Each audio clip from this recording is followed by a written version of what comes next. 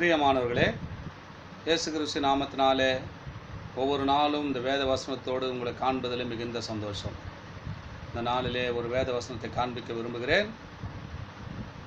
மத்திய சுவிசேஷம் 5ஆம் அதிகாரம் 13ஆம் வசனம். நீங்கள் பூமிக்கு உப்பாய் இருக்கிறீர்கள். உப்பானது சாரமற்று போனால் எதனால் சாரமாக்கப்படும்? வெளியே கொட்டுவதற்கும் மனிதரால் மிதிக்கப்படுவதற்கும் தவிர வேறொன்றுக்கும் உதவாது. உங்களை எங்களை பார்த்து தான் சொல்கிறார். உங்களையும் என்னையும் பார்த்து தான் இந்த வார்த்தையை ஆண்டவர் பேசுகிறார். ஏன்னு சொன்னால், நம்ம பூமிக்கு உப்பாக இருக்கணுமா? உப்பு எப்படிங்க இருக்கும்? உப்பு இல்லாத பண்ணுறோம் குப்பையில், அதான் கொட்டிடுவாங்க தெரியல. மனிதனால் மெரிக்கப்படுதும். நம்ம கூட நம்ம வாழ்க்கையில் உப்பாக பயன்படணும்னா எல்லாத்துலையும் சீராக நடந்துக்கணும். நடக்கையில் சீராக இருக்கணும், உடையில் சீராக இருக்கணும், பேச்சில் உண்மையாக இருக்கணும். எல்லாம் உப்பாக சுவை தரணுங்க. அப்படி இருக்கும்போது தான் ஆண்டவர் நம்மளை உப்பாக பயன்படுத்துவாராம். நம்ம வாழ்க்கையில் அநேக காரியங்கள் எப்படி சொன்னால், சாரம் இல்லாமல் இருக்கலாம். வாழ்க்கை சாரம் இல்லாமல் இருக்கலாம், வேலை சத்தில் சாரம் இல்லாமல் இருக்கலாம், ஃப்ரெண்ட்ஷிப் மத்தியில் சாரம் இல்லாமல் இருக்கலாம். ஆண்டவர் உங்களை உப்பாக பயன்படுத்த போகிறார். நான் இத்தனை நாள் பயன்படுத்தின காரியம் என் வாழ்க்கையில் நடப்பெறலையே, சாரமற்று போயிருக்கிறது என்று நினைக்கிறீங்களா? ஆண்டவர் உங்களை உப்பாக பயன்படுத்த போகிறார். வேலை ஸ்தலத்தில் என்னால் தலை தூக்க முடியல, சாரமற்று போச்சு, நல்ல சுறுசுறுப்பாக போய் இந்த வேலை கம்பெனி என்னால் நடத்த முடியவில்லை, சோர்ந்து போயிருக்கிறீங்களா? சாரமற்று போயிருக்கீங்களா? ஆண்டவர் உங்களை பார்த்து தான் சொல்கிறார், நான் உப்பாக பயன்படுத்த போகிறேன்பா, பயப்படாதே மகனே மகளே அப்படின்றார். இந்த வாழ்க்கையில் ஏன்னா நம்ம உப்பாக இருக்கிறோன்னு ஆண்டவர் உங்களை எங்களை பார்த்தாங்க சொல்கிறாரு. உப்பு நல்லது தான், ஆனால் அதிகமாக போட்டால் கெட்டதாக மாறிடும்.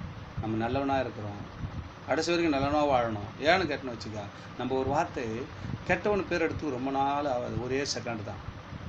நல்லவனு பேர் எடுக்க பாருங்கள், எத்தனையோ நாள் ஆகுங்க. நம்ம நல்லவனு பேர் எடுக்கிறதுக்கு ரொம்ப நாள் ஆகும். ஆனால் கெட்டவனு பேர் எடுக்க ஒரு செகண்ட்.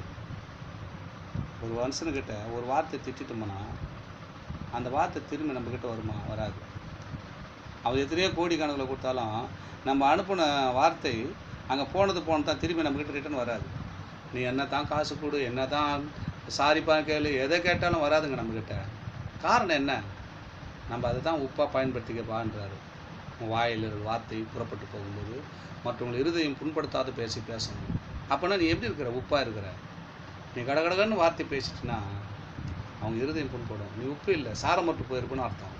நம்ம அப்படி இருக்கக்கூடாதுங்க.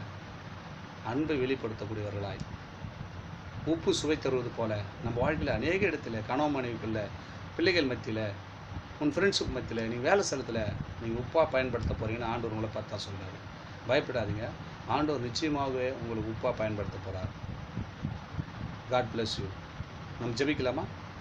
எங்கள் அன்பின் பரலோக பிதாவே, இயேசு கிறிஸ்து நாமத்தினாலும் சமூகத்தோட தகப்பனே, இந்த நாளில் கூட கர்த்தாவே இந்த பிள்ளைகள் அந்த வார்த்தை கேட்டுக்கொண்டு இருக்கிறார்கள். சாரமற்ற நிலைமை அவங்க வாழ்க்கையில், குடும்பத்தில், வேலை ஸ்தலத்தில், ஃப்ரெண்ட்ஸு மத்தியில் எந்தெந்த கருத்தெல்லாம் சாரமற்று போகிறார்களோ, நீ இந்த வார்த்தை சொன்னீங்கப்பா, நீங்கள் உப்பாக இருக்கு, நீ அவங்கள பார்த்து தான் சொன்னீங்கப்பா. அவங்க குடும்பத்தில் எல்லா காரியத்தையும் சாரமற்ற போனவங்களாம் நீ மாற்றி அவங்களை உப்பாய் சுவை தரும்படியா, எல்லா காரியத்தையும் ஆஸ்வதிக்கும்படியாக நாங்கள் ஜெபிக்கிறேன். ஆமேன், ஆமேன்.